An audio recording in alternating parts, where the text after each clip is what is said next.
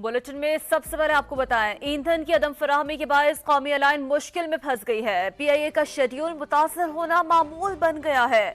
आज भी पीआईए की मुतादिद परवासें मंसूख कर दी गई हैं। पहले से फरोख्त शुदा टिकटों की बड़े पैमाने पर मंसूखी की भी इतलात है। एयरलाइन की टिकटों की फरोख्त यौमिया कम तरीन सतह पर पहुंच गई है। सबसे ज्यादा टिकट्स रिफंड जो हुई हैं वो इंटरनेशनल परवाजों के हुए हैं।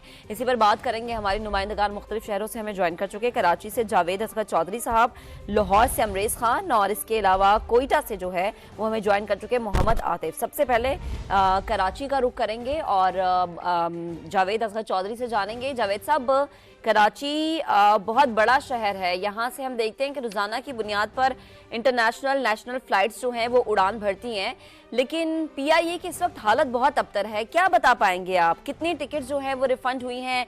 पीआईए का मौकिफ अगर आपने जानने की कोशिश की हो तो क्या बताता है जिना इंटरनेशनल एयरपोर्ट? जी, पीआईए का पीएसओ की जानिब से फ्यूल के अदम फराहमी के बाद खुदाई ऑपरेशन गुज़श्ता 10 रोज़ से शदीद मुतासिर है, जिसकी बिना पर सैकड़ों परवाज़ें जिसमें इंटरनेशनल और डोमेस्टिक दोनों शामिल हैं वो मनसूख हो चुकी हैं। जबकि आज भी मनसूख शुदा परवाज़ों की तादाद 3 दर्जन से ज़्यादा बताई जाती है, जिसमें इंटरनेशनल फ्लाइट्स भी शामिल हैं। इस हवाले से पीआईए ज़राए का ये कहना है कि हुकूमत से उन्होंने 7.5 अरब रुपए की बैंक गारंटी मांगी थी, जिसके बाद बैंक की जानिब से उनको रकम मिलनी थी और कैश फ्लो बेहतर होना था। ताहम हुकूमत की जानिब से अभी तक वो गारंटी नहीं दी गई, जिसकी बिना पर कैश फ्लो शदीद मुतासिर है, जिसकी बिना पर रोज़ाना की अदायगियाँ जो पीएसओ को फ्यूल की मद में वो मुश्किल हो जा रही हैं। इसके अलावा पीआईए ज़राए का ये कहना है कि हुकूमत की जानिब से जो अभी दरपेश मुश्किलात है पीआईए को उसको ख़त्म करने के लिए कोई काविशें नहीं की जा रही, जिसके हवाले से सीबी और पीआईए की जो अफसर्स एसोसिएशन है उन्होंने फौरी तौर पर हुकूमत से मुतालबा किया है और ये कहा है कि पीआईए को डूबने से बचाया जाए।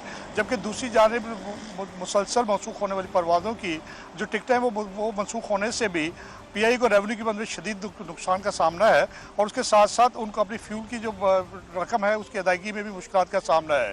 दूसरी जानिब सिविल एविएशन अथॉरिटी जो कि इस हवाले से रेगुलेटर है और जिसका काम है कि अगर मुसाफिरों को मुश्किलात हों तो वो उसकी अजाला करे, उस हवाले से हमने रब्ता किया सिविल एविएशन अथॉरिटी के तर्जुमान सैफ साहब से, वो जो कि इस टाइम मेरे साथ मौजूद हैं। उनसे पूछते हैं कि बीइंग रेगुलेटर पीआईए को और मुसाफिरों को मुश्किलात से बचाने के लिए उनकी जानिब से क्या काविशें की जा रही हैं।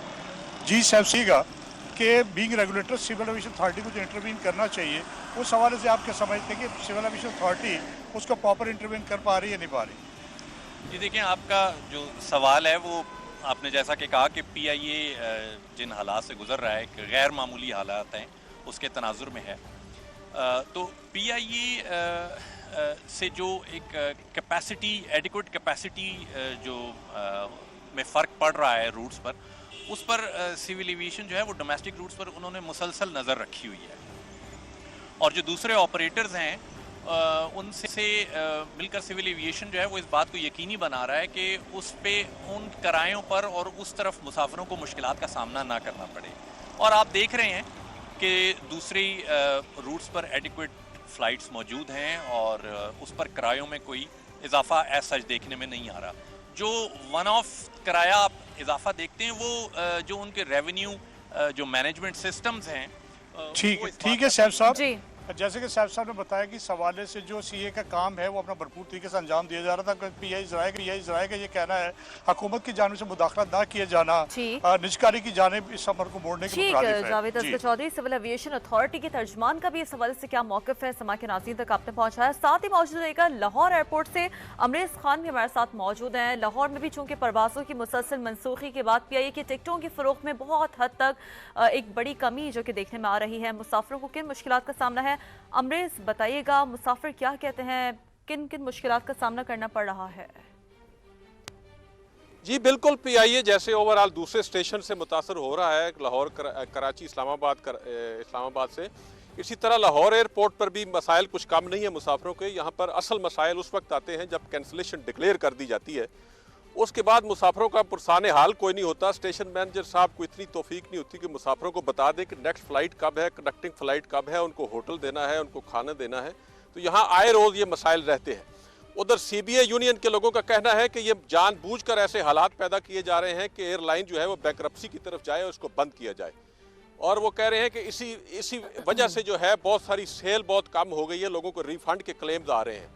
और इस सिलसिले में मेरी एक सिविल एविएशन के सीनियर अफसर से बात हुई तो उनका कहना था कि पीआईए को बगैर देर किए इसको बैंक्रप्सी डिक्लेयर कर देनी चाहिए ताकि जो नुकसान हो रहा है उसको कर्टेल किया जा सके, उसको कम से कम किया जा सके।